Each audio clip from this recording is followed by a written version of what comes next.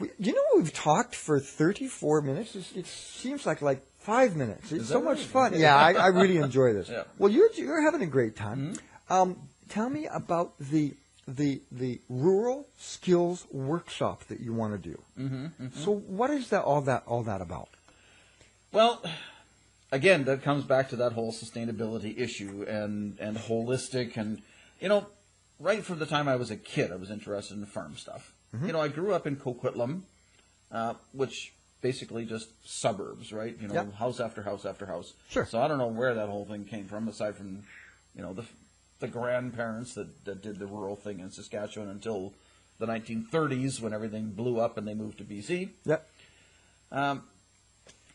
So I've always been interested in that and toying with that end of things. And, and now I'm living in the Lower Mainland, which is a very urbanized area. But even still, as I drive around, there's land that's going to waste.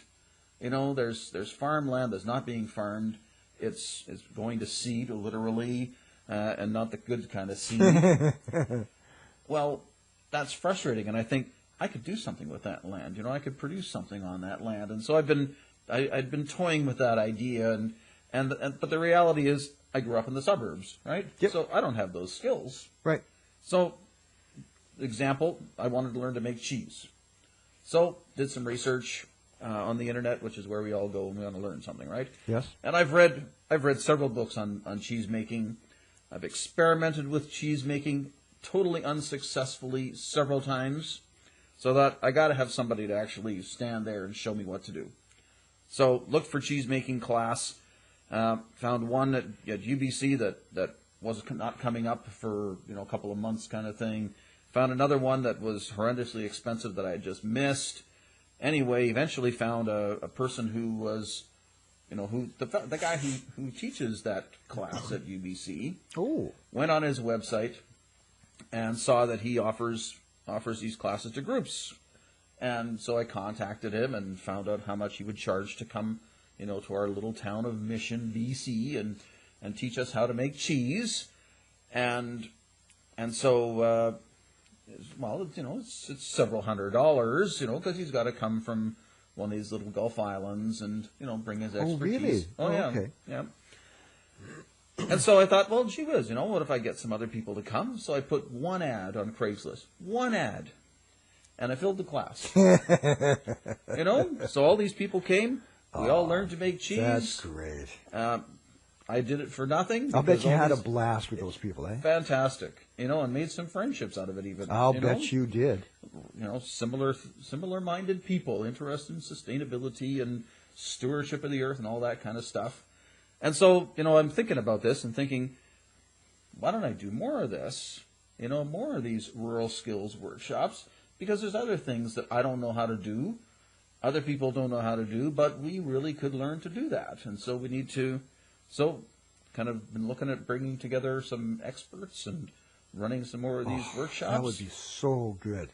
Yeah. Let's podcast them. Sure. If they're cool with it, we can podcast them. You know what? That would get people interested because they could see what's happening in the class. Mm. And they say, oh, I'd love to sign up for something like that. Yeah. So cheese making is one. What's another one? You make bread. I do. I have an actual skill.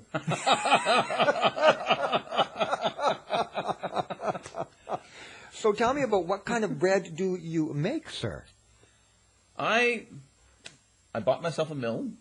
So what? You have a mill? I have a mill, a small mill, little tabletop mill. No kidding. I buy wheat. Back when I was in Saskatchewan, of course, I would just buy wheat from the local guys, right? Yep. And where do you get your wheat from? Now I buy it at the feed store, of all things. Oh, the co-op. What is that called? One of those kinds of places. Okay. Although Buckerfields or something. Most recently, my daughter came out from Saskatchewan, mm-hmm. and so I said, "Bring me some wheat, okay?" Oh, nice. So they brought me some wheat. Now, for people that can't have gluten is one of the parts from the wheat, right? Right. And it's just what they separate it, and that's what a lot of people can be gluten sensitive to, right? Right. Yes. Gluten sensitive. Yeah. But if you use the whole grain, that's better, right? Well, that's what I'm doing. I mean, in the industrial process, what happens industrially with wheat is they break it first. Yes. So they extract 3 parts: the endosperm, which is the starch. Yeah. The okay, now what is it here? Come on.